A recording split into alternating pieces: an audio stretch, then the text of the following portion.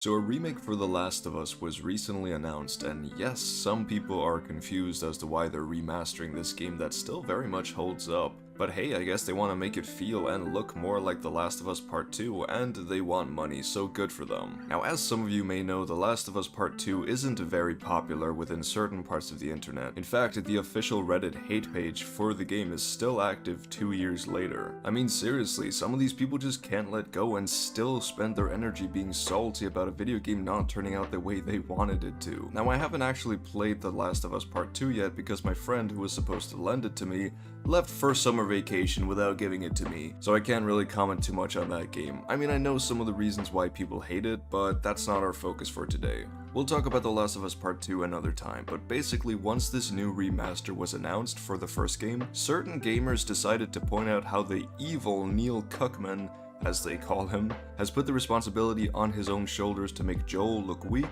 to make all the female characters less hot, and to ruin this great game while incorporating his toxic woke politics into it. I've seen people be very upset that they've made Tess look more realistic for someone who has lived 20 years in a post-apocalyptic world, and less like a model. I mean, I had no problem with the way she looked in the original games, she looks great for when this game was made, but I also have no problem with how she looks now. I mean, maybe I'm just crazy, but the last thing that was on my mind while playing The Last of Us was, wow, these characters are so hot. This is the best thing about this game. No, we're so gripped by the story, the characters, the gameplay. I feel like all those aspects only get improved upon once you make everything look more realistic. Now, you can dislike this remaster all you want, I don't really care. You can like the previous version better, but I just don't understand how someone's problem with this new remaster can be that Tess isn't pretty enough, or that they've apparently made Joel look weaker with less broad shoulders, or even made 14-year-old Ellie look less attractive. Like, what the fuck? Some people actually say this. And this isn't just happening with The Last of Us. We saw the same thing happen when Horizon Forbidden West came out, where people wanted this woman who's grown up in a post-apocalyptic world where robot dinosaurs roam the land, where tribes are constantly at war with one another, and where one must scavenge and fight to stay alive. They wanted her to wear makeup and be more traditionally attractive. Oh, and apparently they gave her hair on her face, which is a sin. Honestly, some people, man. I've also seen people comparing Western games to Japanese games, saying that female character models aren't being sexualized the way they should be, and this is because of feminism and wokeness, and yes, it probably is because of those reasons, but that ain't a bad thing. And anyone who's seriously upset about this really needs to reevaluate some things, or just look at some porn. I don't know. However, let's just read some examples of people who are like this. Want to bring your attention to Neil deliberately making Ellie ugly in second game. They look like different persons. What the fuck? How could they make a 14-year-old girl less attractive? How could they do that to me? How dare they make her look more realistic? Why isn't she wearing makeup and being cute? Ugh, I swear I'm gonna murder Neil Cuckman. I don't see movies with ugly main characters in it, nor will I play games that feature them. I just want to see attractive people most of the time. Sorry, but that's my thing. I felt like Horizon Zero Dawn got it right. Aloy isn't super hot, but she is believably attractive, and the rest of her people are reasonably attractive too. Like I have said, most people in your game should be attractive, as that matches the real world. Ah yes, a typical gamer who has not touched grass in years. Not only does Outer Worlds look like a terrible game, but every single female character looks like this. We better be very lucky that Japan is still making video games. Jesus Christ, what is wrong with Western game developers these days? Either a video game has to be some sort of political soapbox, or they want to make women look as unfeminine as possible to shake the male gaze. Ah yes, women in modern video games aren't realistic. They don't look like real women. This is what real women look like. If you disagree, then you simply haven't been outside a door.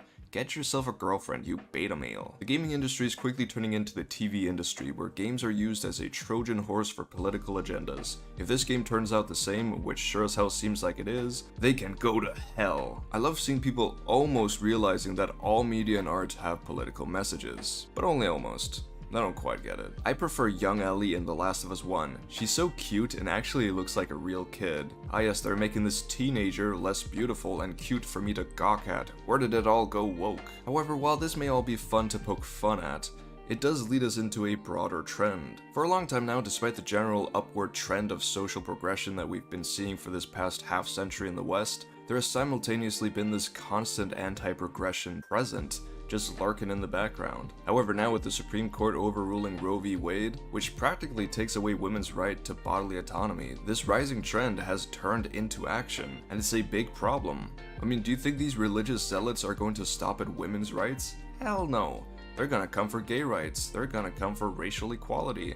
They'll in general just try to take away all the civil rights of people who aren't Christian fundamentalists. But the truly scary part is that it ain't just these Christian fundamentalists who are actually voting for this stuff. So many people seriously believe in the shit that they're told. There is a surprising amount of people in the US who are actually happy that Roe v. Wade was overturned. Don't get me wrong, the large majority is against it, but the minority is still a significant amount of people. They truly believe that they're saving lives, when in reality they're destroying lives, taking away women's rights, which in turn leads indirectly to voter suppression and to further violations of human rights. These truly are dark times, they're scary, and to circle back to the whole point of this video, I think it's important that we acknowledge that pop culture has a significant effect on these things, and anyone who disagrees would be ignorant and idiotic. For over a decade now, certain communities have been spreading reactionary and conservative ideologies into gaming communities, fandoms, social media, the internet in general, which I wholeheartedly believe has been a devastating step towards these severe decisions being made in the real world. Sadly, a significant amount of gamers are a bit misogynistic, or at the very least, don't mind misogyny. You see, gaming was for a very long time seen as mainly a guy thing. Most video games were made for guys in particular,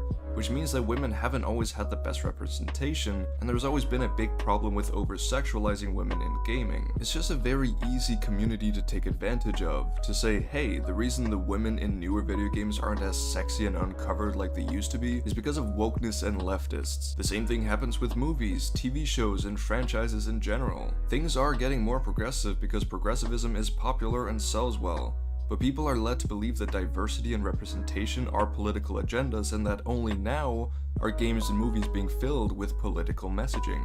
Even though this has always been the case, it's just so easy to take advantage of bad media literacy. And it's especially easy to take advantage of the mindset that, oh, I just want to switch off my brain and not have to think about what I'm looking at. Essentially, what I'm trying to say is that a lot of gamers are susceptible to right-wing politics, especially when there are social media accounts who mix these together. Like, we can laugh all we want at people being salty that a woman in a video game doesn't look like a sex doll, but the fact that this is getting more and more frequent and that this is a part of a growing trend, it's scary and it's a problem, and it's something that we need to be aware of. Getting complacent about reactionary and extremist ideologies is what leads to people with these ideologies to actually being able to do real harm in the real world. We need to remember to keep fighting back even when things seem good. We take a couple steps forward, but we can just as easily take more steps backwards if we're not careful. Hopefully I'm making sense. I feel like I've just been waffling, but there's definitely an argument in there somewhere, so I hope it's come across well enough. As always, I'd love to hear your own thoughts and opinions down below. What do you think about all this? Do you think these trends are as troublesome as I do, or am I a bit of a drama queen?